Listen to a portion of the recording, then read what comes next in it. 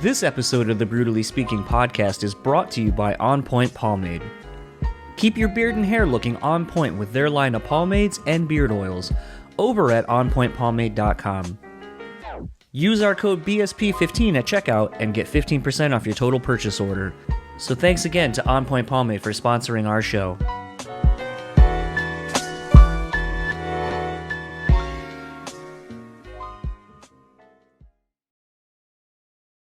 This episode is also sponsored by the Bean Bastard Coffee. Head over to thebeanbastard.com and pick up any one of their delicious hand-roasted coffees. Coffee lovers will also enjoy their hand-cut and handmade espresso candles and soaps as well. If you're in the Buffalo, New York area, head to their store located at 448 Elmwood Avenue. And thanks again to the Bean Bastard for supporting this show. BREWtally Speaking Podcast is proudly sponsored by Rockabilia.com. With over 500,000 officially licensed items in their online store, you're guaranteed to find something you need. Use our code BREW and get 10% off your total order. Now on to the show.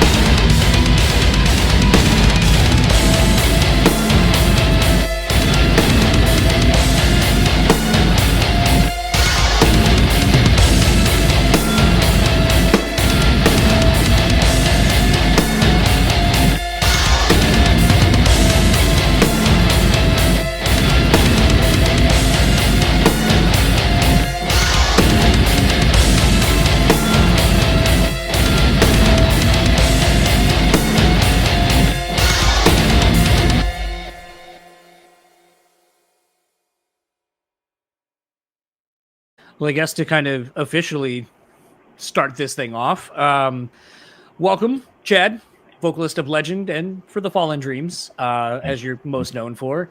Your latest single with Legend, though, Spite Me, just came out earlier this week via Rise Records. And speaking of Andrew wrote the music for that. And I have been privy to this project for quite a while, actually, and knew of a handful of the people that had already been confirmed in some of the songs you have coming down.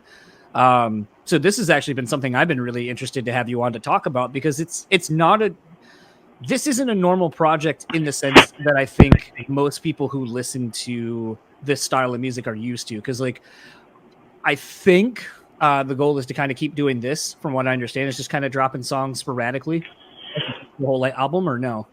Yeah, I mean, everything we have now on the books, everything that's getting released, it'll come out as an EP. Okay. But as you know, every single is different. Every single is a different writer, producer, specific artwork and merch drops, same thing. But yeah, man, it was quarantine and the beginning of all that kind of put me in a headspace where I was just like, I just want to fucking write music. I don't give a shit about anything else. Like I just want to, in the sense that I just wanted to put out music, putting songs together with guys. And I would talking to Kalen Bellum from Attila. Him and I are good pals. And he, texted me at like 2 or 3 in the morning. He's like, and just put me in a group chat with Cody Stewart of the Browning. Mm-hmm. I didn't know Cody, and it was just a 3 a.m. text from Kalen. So like, okay, where's this gonna go? But he was like, hey man, we're all in Legend now. I was like, oh yeah? And he was like, yeah, let's do some songs together. So it was just, that's just kind of when it sparked. It was last year with really Kalen. He texted me and saying, let's write some songs together. And at the time, I was already working on an EP with a producer by the name of Aaron Chaparian. Killer producer and ghostwriter from out in New Jersey. And I knew just with the current climate and things, even before COVID, just to keep people's attention is a feat in itself. So with Legend not being actively touring, or we hadn't put out a record since the self-titled that I did with DL, I knew that it was for lack of a better word, was just going to get swept under the rug. So I thought, hey, how can I change this up? How can we do something different here? What's gonna push me to do, something a little outside my comfort zone? And I was like, I have so many friends, well, in the small circle that I do have, that all write and produce and are phenomenal musicians. And I was like, fuck me, let's do this. Let's do this hip hop style. Let's just put fucking music out. Let's work with different producers. Let's work with different writers. And that's kind of how it all started. So I'm it's only 2 singles in, but I'm very happy with how they've come, and yeah, where we're sitting with it.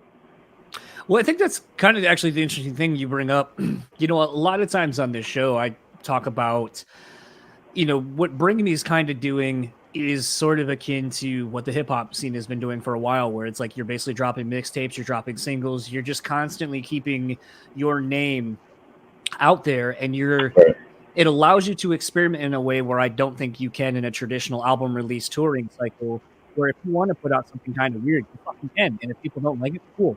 It's not exactly. This one's coming down in 2 months. Exactly. But I haven't seen many people in the rock and metal genre really like latching on to that idea. And I haven't really figured out if it's because people are afraid to book traditional release schedules and so forth, because it's kind of, and from a label perspective, maybe, or management or whatever, or even the artist, I don't know. But It's one of those where when I see it work, you kind of can tell like that it's like, okay, you're kind of influenced by another genre other than the one you're in. And I had wondered if that was something that you had kind of been paying attention to, like I said, based on some of your socials and posts of music and so forth that you like. It seems like you're kind of someone that isn't like a diehard in, I just listen to metal or, whatever all the fucking time. So yeah, for sure. I mean, I feel like everybody says this, and they're like, well, I don't really listen to a lot of metalcore, but I don't. I mean, I listen to the same fucking bands that I listened to when I was 13. Same. It's very rare that I listen to new music or find bands that I'm like, oh man, this is something different. This is something that gives me that feeling of, reminds me of when I was younger or whatever. And listen to a lot of hip hop. I listen to, I've been getting like really into like Arabic club trap music. I don't know. How did you find that? Just jamming, just going through Spotify and jamming artists. I'm Lebanese, so I'm always, digging into the culture a little bit, and I found some of that stuff and started jamming it, and a lot of new metal. That's my thing, man. I'm not again, I know everyone says that, like, oh, I'm huge into new metal, but that's my era. I'm 33 years old, so bands like Mudvayne and Limp Bizkit are the reason why I even do this, so. Well, I got like 3 years on you, so I mean, we're right in the same like pocket of stuff. So even probably hip hop wise, we're probably very similar with the stuff that we grew up with or are into. Yeah, for sure. So it's one of those, though. I think that the interesting thing about new metal, and I've kind of have said this a handful of times, but I'll pose the question to you as well. For me, I think my love of new metal is the fact that new metal, while it is a singular thing that a lot of people think of, that really when you think of what's under the umbrella of new metal, it's so far reaching. Like, you have industrial, you have, more rap rock based things, you have weird kind of like Mudvayne, I would say, is more of like kind of a progressive-y band and so forth. Sure. Some of the stuff they're doing. And it just encapsulates so much different stuff that I think that's why it appeals to me, because it's not just any one thing. It's a very palate cleansing kind of thing when you go into different avenues. Is maybe that where some of this idea for how you want to tackle different kind of styles and work with different people maybe came from as well? I think inadvertently, yeah, because I mean, it was one of those things, man, like putting this stuff together. It really changed me as a vocalist. It really did. It's not, after doing this as long as I've been doing it, to fucking 15, 16 years later, to be like, oh, this was my turning point, was writing with multiple guys, writing with all these dudes and putting these songs together really changed I don't know, just something that clicked with me. I was just like, okay, I need to do this more. I need to do this better. Like I felt more comfortable not giving a fuck. I felt comfortable just being like, I'm just gonna do whatever the fuck it is that sounds good. This release was never to, fucking make a bunch of money or reinvent the wheel. It was just back to the basics of just writing fucking music, nothing more, nothing less. And like you said, that era of new metal and the late '90s and early 2000s and all that, it was so different because it was such a weird turning point. Like everything in the late '90s was, whether it be all types of music and TV, like fucking everything in the '90s. Maybe it's just I'm biased because that's our era, but I felt like everything in that era was just so much better. Like there was so much more freedom. Now with music, it's so cut and copy and paste, man. It drives me fucking nuts. So the freedom to do it on this and have influences of bands I listened to when I was younger or hip hop or whatever. It did a lot for me as a vocalist. It changed a lot of things, just having that freedom. Kind of speaking a little bit more to the freedom of this and the collaborative nature of what you're working on with this version of Legend at this point. What were trying to figure out how I want to say this. What were some of the challenges as far as doing a project like this? Because I think one thing that I keep kind of thinking of when I think of working with a bunch of people in my mind, I'm like, fuck, that seems really exhausting because you have to find different ways to communicate and find a way to work with these people and how to get the best out of each other, but Sure. You maybe don't have that working relationship.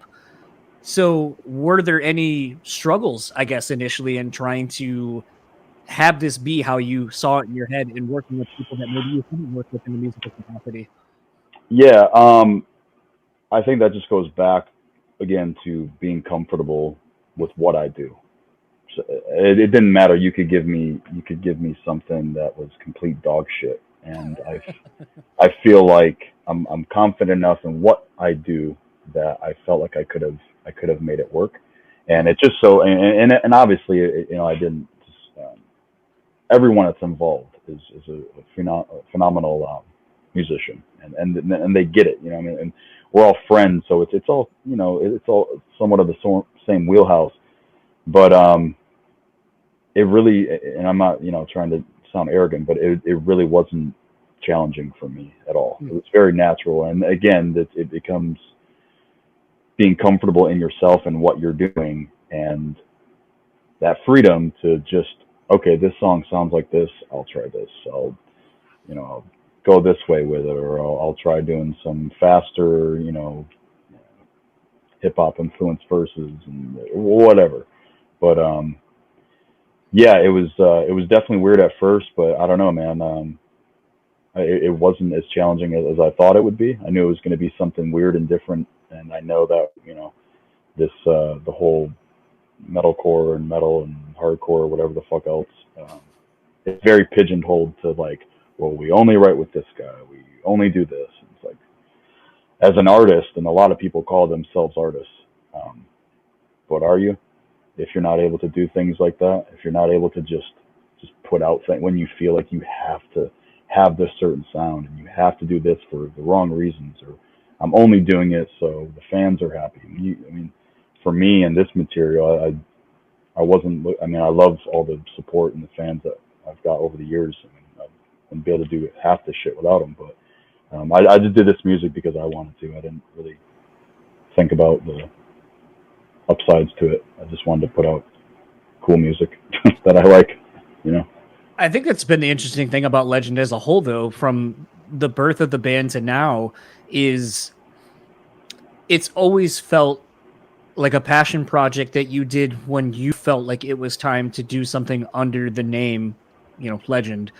And I think that speaks more to the integrity I think that you have as a musician, as an artist, that you know that you could probably half-ass this and it would be fine, but that's not really what you seem to be into doing at all. And a lot of things in your life, like there needs to be purpose and there needs to be the passion.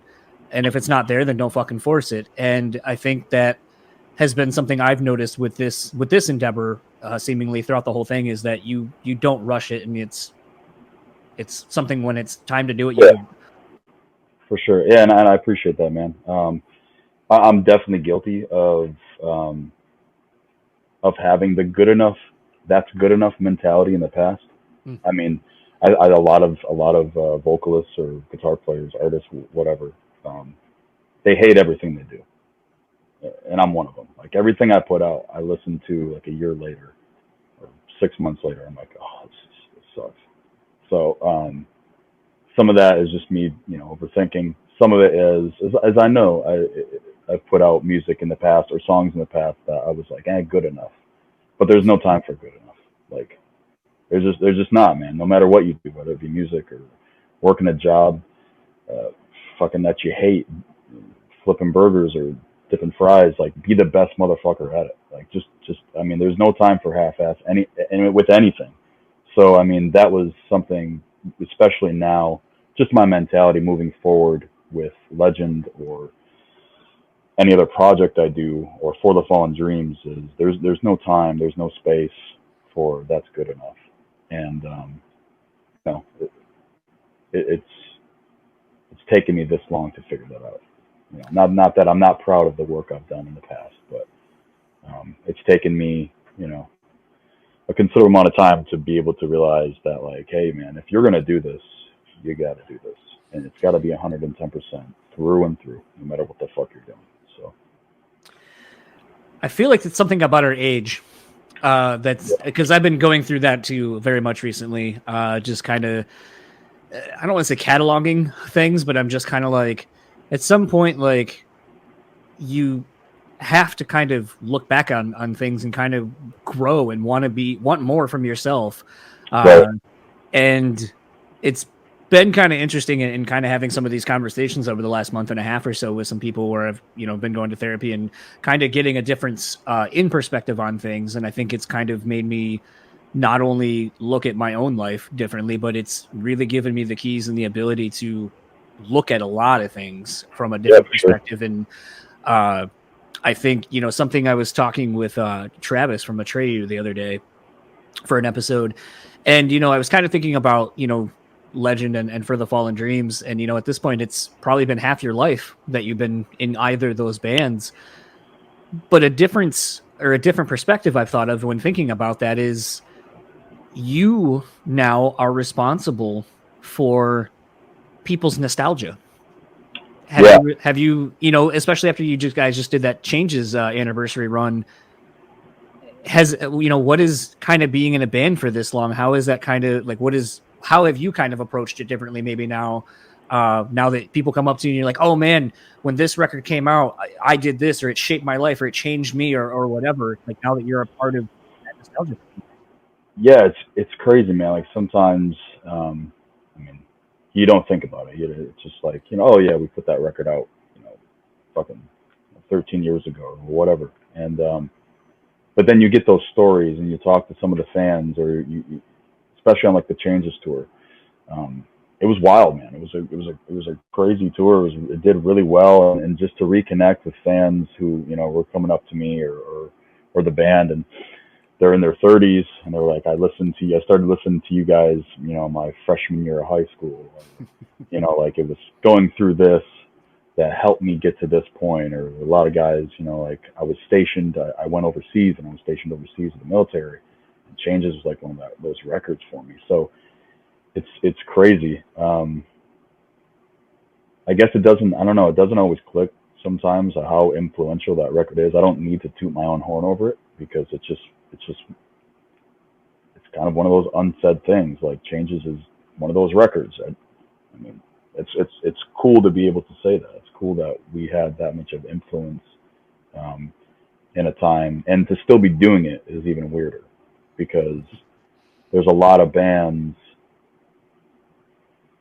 that aren't even around anymore, that that weren't even able to stick around as long as we have, and still been able to tour. So, it's one of those things. I like to hype the guys up every now and then, and let them know, like, hey man, don't forget who we are. We're like, we've stood the test of time. For the Fallen Dreams,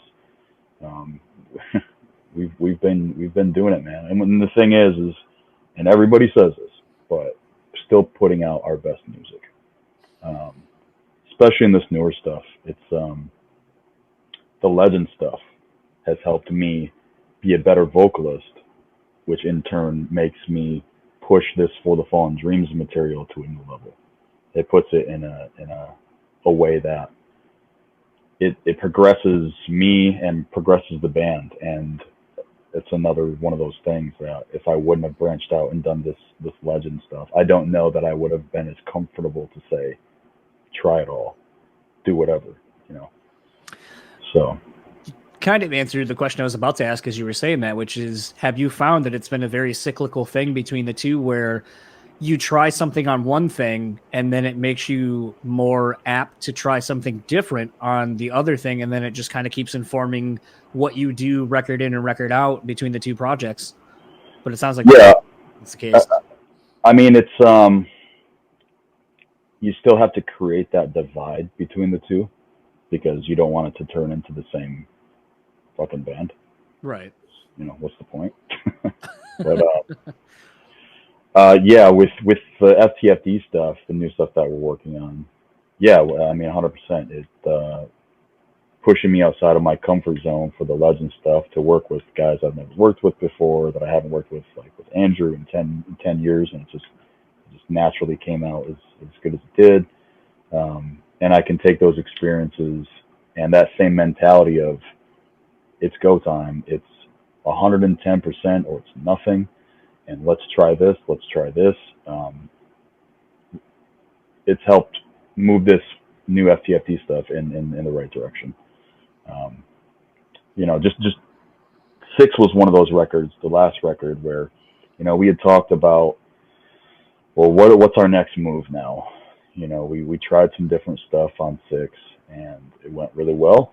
Like Unstoppable's up to, I think, like 15 million views, the music video, and the streams are doing well. Obviously, hard sales don't count for shit anymore, but we're making it work. And yeah, we tried stuff in that quality-wise I wasn't happy with, but I'm glad we did it, just because we broke those boundaries of, okay, now that we know what didn't work and we can be better at, we don't have to ease into this. Let's just go in and be the best at what we do. Let's just put our all into it. And it's coming out very good. I'm very pleased with where we're at with that stuff. So. You said something right there that's interesting. That you're approaching things differently and kind of self-identifying like what doesn't work, but trying to make it better, as opposed to saying like, oh, that didn't work, so fuck it, let's not do that. Right.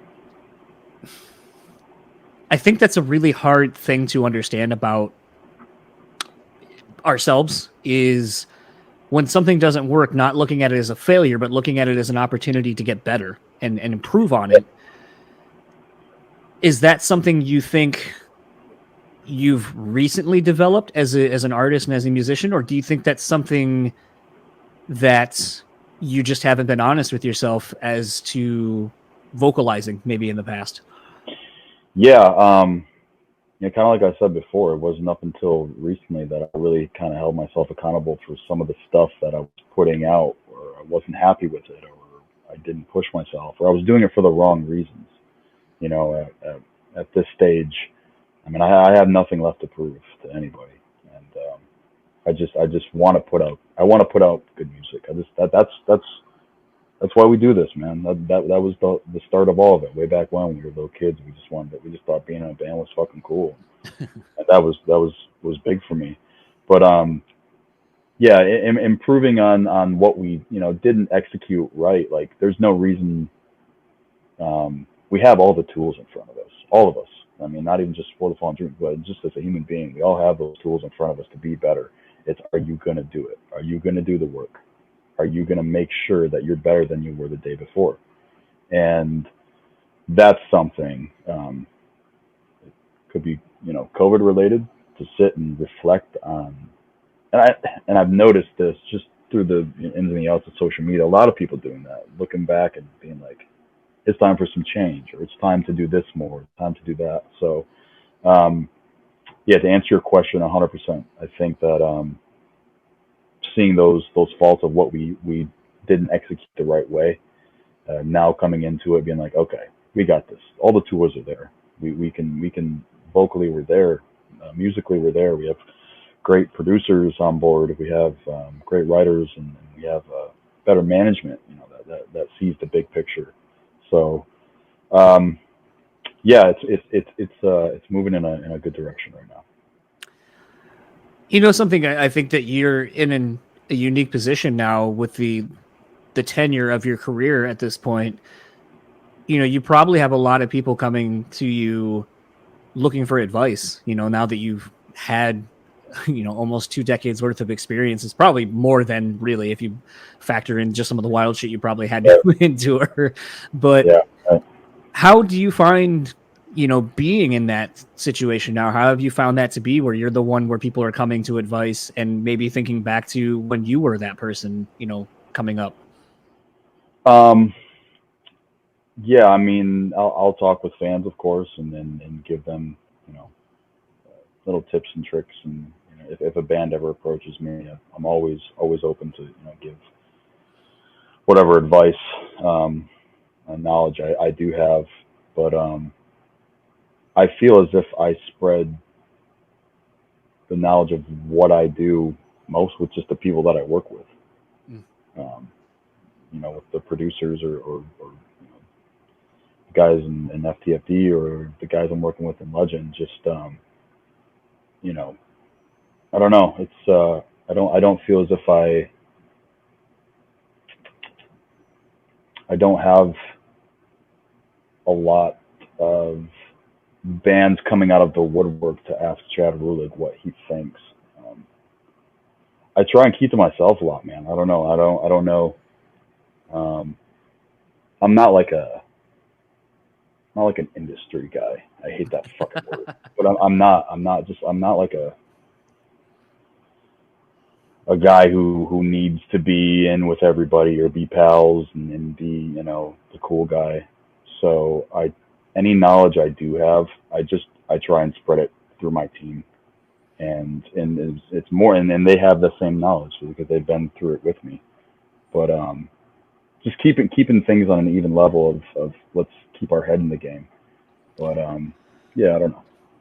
Well, actually, that's something else that I think is really interesting. So in a day and age now where we have so much social media, there's constantly new apps, there's the new trends and whatever they are.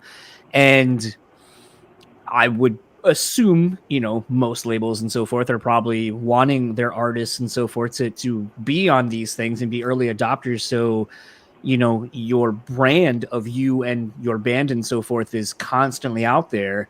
Right. But, you very much remind me of a lot of the people that we, grew up with. Like, I'm wearing a Glassjaw hoodie for those who are just listening to this.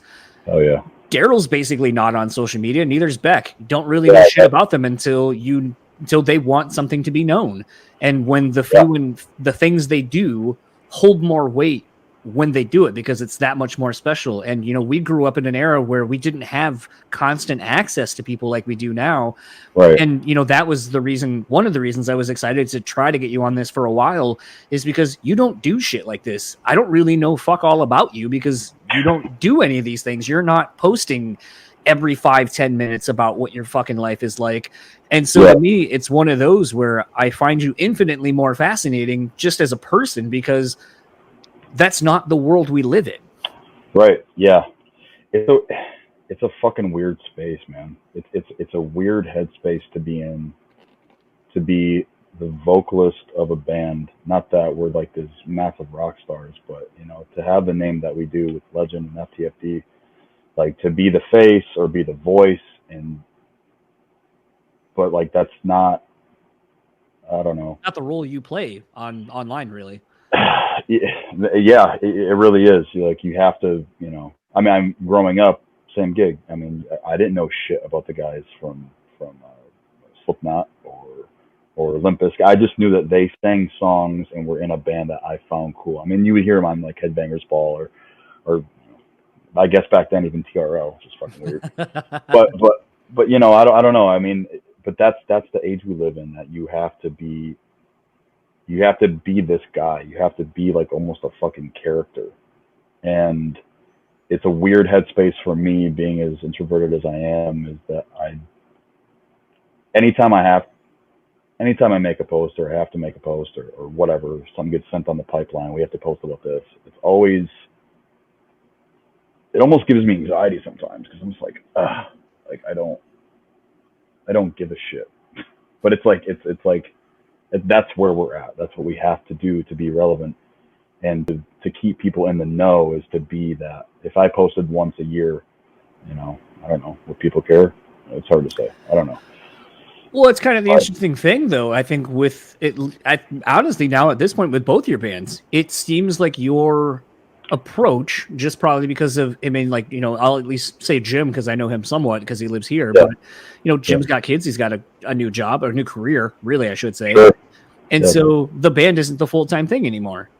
And that's fine. Like, we see a lot of bands that are, hitting our age, roughly, who have been doing it for a while, where it's a less is more approach. Come see us now, because you're not going to see us next year. If we're playing in your city, or your state, I should say, and we're 3-4 hours away from you, you better fucking make it, because we may not come back for 5 years.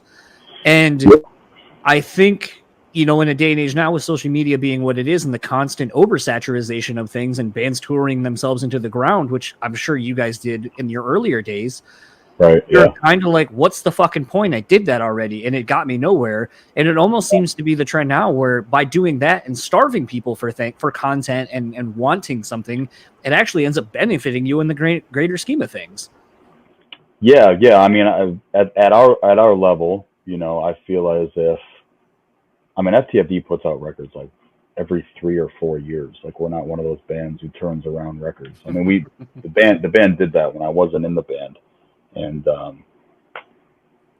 I mean, some of the records were sick. I don't know, some lacked quality, but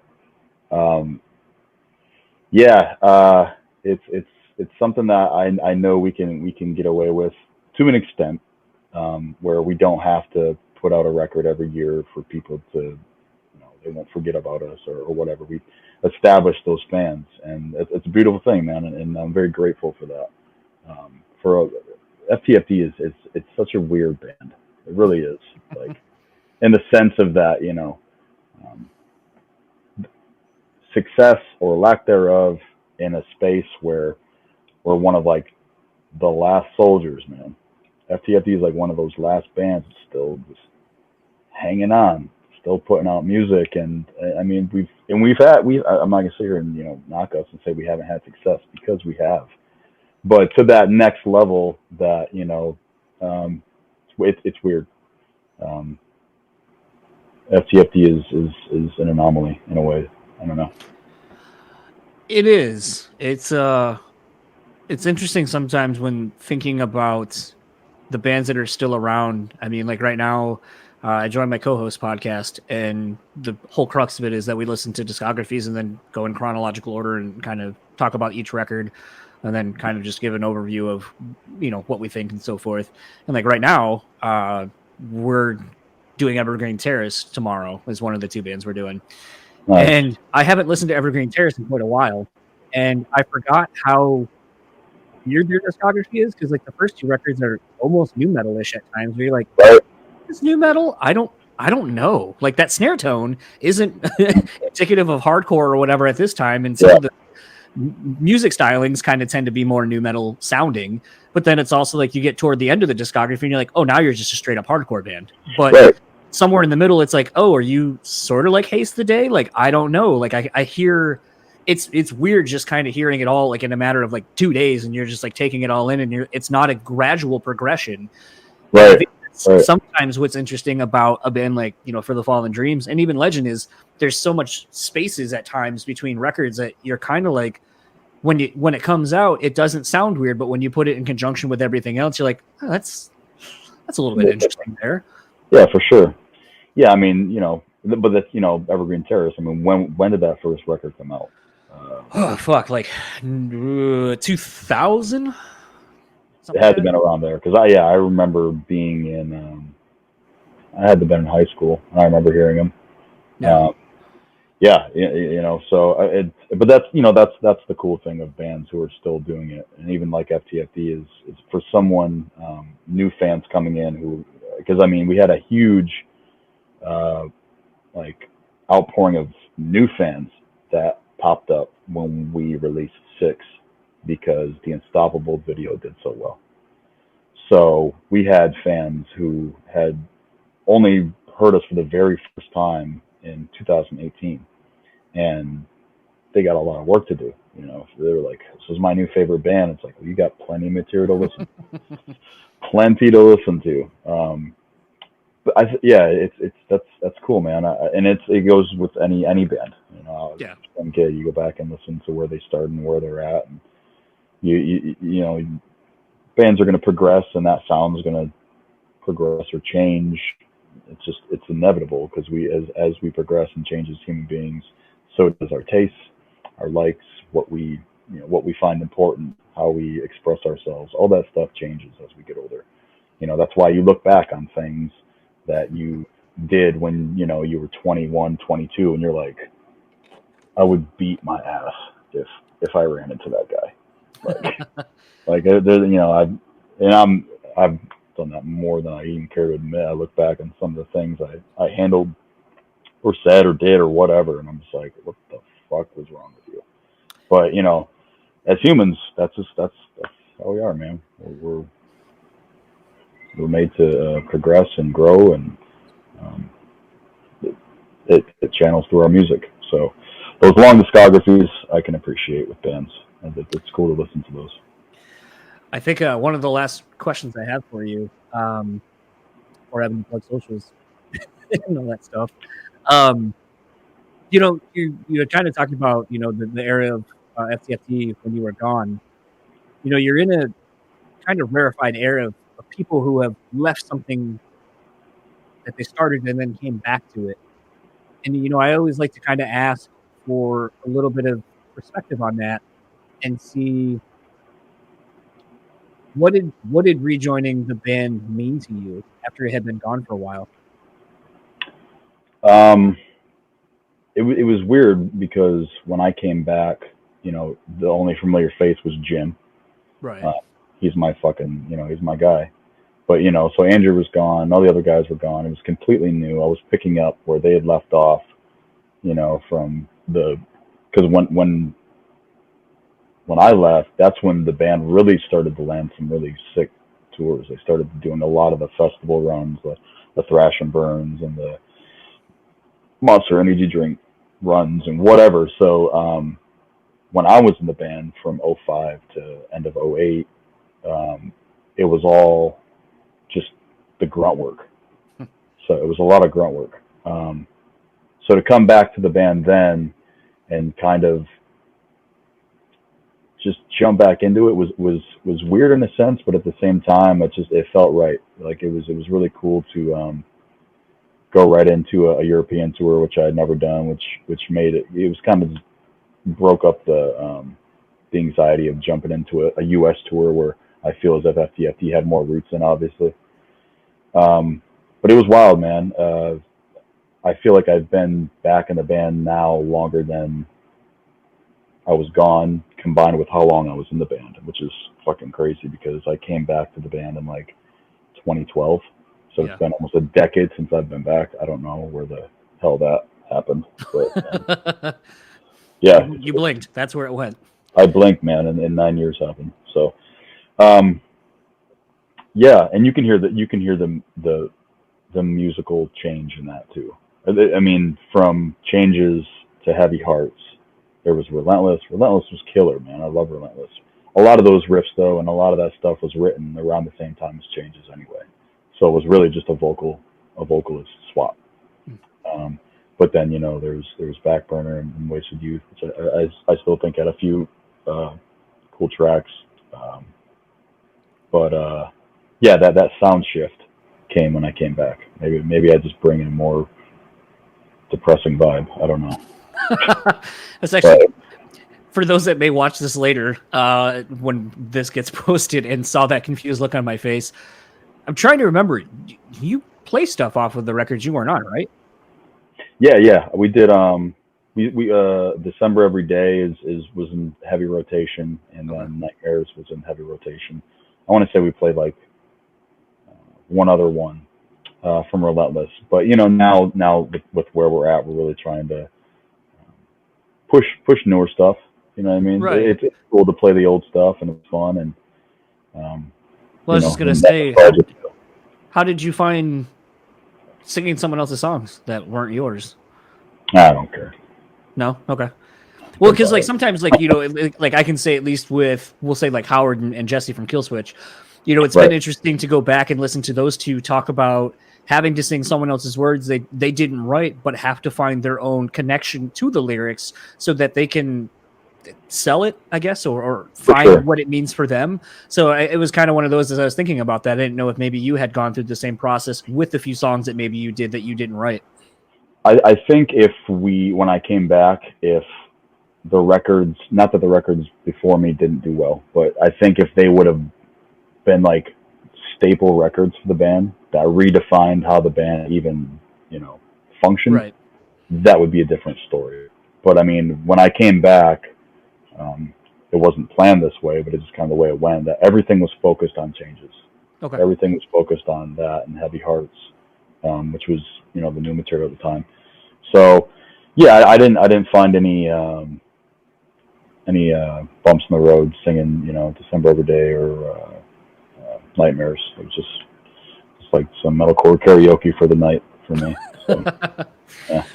Fair enough. Well, very much looking forward to some more new Legend stuff, the EP and so forth. Actually interested to see what you do with drops, because like I always think that's the funny thing, and Cody and his lady Kaylee that's in Rivals. They've been kind of doing a lot more of what I see a lot of bands of this stature kind of doing, which is sort of like I was saying, it's not just a song, it's a fucking whole release. It's clothes, it's a lifestyle brand of sorts at this point, with some of the things where you also get a soundtrack to the clothes you're wearing. And yeah, man. So it's one of those where seeing like what you've been doing with different artwork and stuff like that, dropping singles, it seems like it's a very fun, creative endeavor to kind of think about it all as a whole and how you want to present this now. Exactly. So everything moving forward with it's really cool. Like I don't know if you knew, but I don't mind sharing it. But like Josh Schroeder, he wrote one of the tracks. Yep. And it's so much fun, man, just to work with Josh. And Josh actually is doing the artwork for it. It's cool. It's rad. I'm very excited to get this stuff out. So. Well, where can everyone find you or whatever band you want to plug online? Spotify, obviously, For the Fallen Dreams, and Legend, LGND. Same with Facebook, Twitter, Instagram, you name it, man. I feel like they're all the same handles for the most part. So yeah, it's all on there. Check it out and stay informed. And your OnlyFans is coming soon, I'd imagine. Yeah, the most boring OnlyFans of all time would just be my fucking dogs and my wife walking around. So I had a really good laugh right before you joined. I was on Twitter just kind of seeing what the fuck was going on throughout the day, and saw that Bo Dallas was trending, and I was like, why the fuck is Bo Dallas trending? And apparently he's dating Liv Morgan. Oh, okay. And one of my favorite like random tweets in that trending topic was like, so let me get this straight, Bo Dallas gets to clap Liv Morgan's cheeks. And I was like, get the fuck out of here. The internet, man. Every now and then, if I see a very interesting headline, I'm like, okay, let's check out this comment section. Oh, it didn't disappoint. It was full of great, it was like Bo Dallas dating Liv Morgan goes to show that all you got to do is Bo leave. And I was like, God damn, we're getting that back over. Good Lord, man. That's funny. Good shit. Yeah. Well, enjoy the rest of your day. Hopefully you don't get snowed in. It sounds like you're good to go with that backup generator. But yeah, right. Looking forward to more of these, and thanks for coming on. And like I said, long time coming that I wanted to have you on. So glad we finally got to do it. And of course, hopefully we'll when this whole shit show of a year is, or pandemic, whatever the fuck you want to call it at this point, is over, get back down this way to GR and hang out with Rush and all of us and have a good time. Yeah, man. Yeah, totally down. And again, I appreciate you having me. And yeah, we'll definitely have to catch up, come to GR and get Rush. I forgot your buddies with Rush. So I'm actually gonna go see him later tonight. He's the star, man. He's the unstoppable star. I said that to someone, and they were just like, "I don't know who that is," and I was like, "It's the guy in the fucking video." Yeah, just what a trooper. I've known that dude for so long. I love Rush. So send him my love, man. I will. Enjoy the rest of your day, man. Cool. Have a good one, brother. Oh, that fucking sucked. Shao Kahn, what'd you think? That was pathetic. Yeah. Coach, what'd you think? Fucking embarrassing! Okay. I mean, I knew it was gonna fucking suck, but I think those guys were a little rude. Austin Powers? How about new? Okay, I thought we were going to get the Austin Powers vote. We did not. John, use that for your podcast. It fucking sucks. But you knew what you were getting into.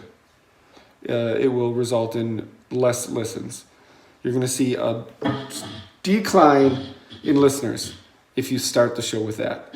You're going to see 30 seconds in, the number will plummet. And I will be there at the bottom of the plummet saying, I fucking told you. Don't use this fucking riff. It sucks.